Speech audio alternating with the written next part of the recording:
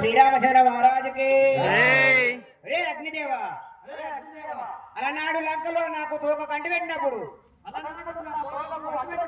ఆ తోక కాలకుండా కాపాడినవు. ఇదే మా తల్లిని కాపాడకపోతే ఇప్పుడు మర్దించదను. ఓ తల్లి నీకు ఎలాంటి భయం లేదు. రమ్ము రమ్ము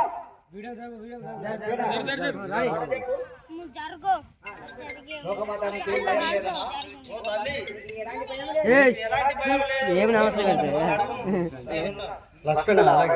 ఒకసారి అగ్లో దిగంగానే చప్పట్లు కొట్టాలి అందరు.